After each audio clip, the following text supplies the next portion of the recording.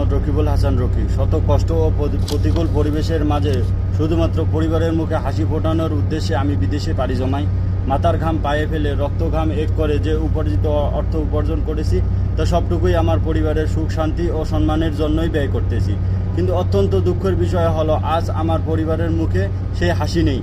একটি সুসংগঠিত মহল দীর্ঘদিন ধরে আমার পরিবার ও সামাজিক অর্থনৈতিকভাবে হেনস্থ ক্ষতিগ্রস্ত করার প্রচেষ্টা চালিয়ে যাচ্ছে। সাম্প্রতিক তাদের এই অপকর্ম আরও ভয়াবহ রূপ নিয়েছে। পরিকল্পিতভাবে একটি প্রতারণা চক্র আমার পরিবারের বিরুদ্ধে মিথ্যা তথ্য ও প্রচার সামাজিকভাবে অপমান করার ষড়যন্ত্র করছে। আমার ছোট ভাই মোহাম্মদ রবি প্রতারণার ফাঁদে পড়ে যায়। ফেসবুক সামাজিক যোগাযোগ গণমাধ্যম ব্যবহার করে ভারতীয় তরুণী রিঙ্কি আক্তার রিয়ামণি প্রেমের প্রলোভনে ফেলে।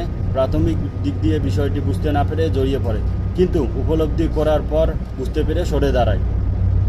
পরবর্তীতে সেই নারী সীমান্ত অতিক্রম করে পাটগ্রামে প্রবেশ করলে স্থানীয়রা বিষয়টি বুঝতে পেরে পুলিশের খবর দেয়। পুলিশ ঘটনাস্থলে গিয়ে নারীকে উদ্ধার করে আইনানুগ প্রক্রিয়া বিজিবির কাছে হস্তান্তর করে। পরে তিনি নিজ পরিবারের কাছে ফিরে যায়। এই ঘটনার পর থেকেই প্রতারক চক্র আমার পরিবারের অর্থ দাবি করতে শুরু করে।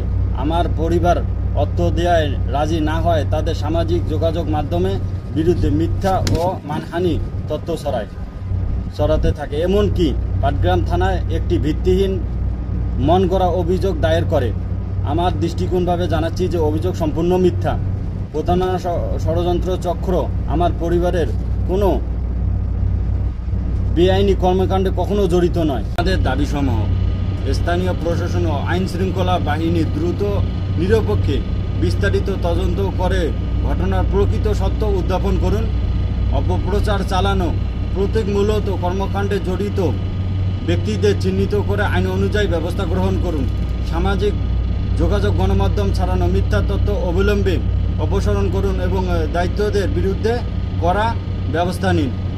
স্থানীয় জনগণের অনুরোধ করছি, অবলম্বে অবস্থান যাচাই না করে বিভ্রান্ত ছড়াবেন না, গুজবের শিকার হবেন না। শান্তি শৃঙ্খলা রক্ষায় প্রশাসনের সহযোগিতা করুন। প্রশাসন, পুলিশ ও মানবাধিকার সংগঠন সুশীল সমাজের কাছে জোরদার দাবি জানাই, আমাদের পরিবারকে সুরক্ষা দিন, ন্যায় বিচার নিশ্চিত করুন। সমাজের এ ধরনের অপপ্রচার ও প্রতারণা বন্ধ না হলে সাধারণ মানুষ আরও বেশি ভয়ে থাকবেন, অনিশ্চিতভাবে শিকার হবেন। আমাদের নাম, মান সম্মান, পরিবেশ মর্যাদা, পারিবারিক মর্যাদা রক্ষা করে আমাদের মৌলিক অধিকার। আমরা সবাই সৎ এবং শান্তিপ্রিয়, আইনের প্রতি শ্রদ্ধাশীল মানুষ।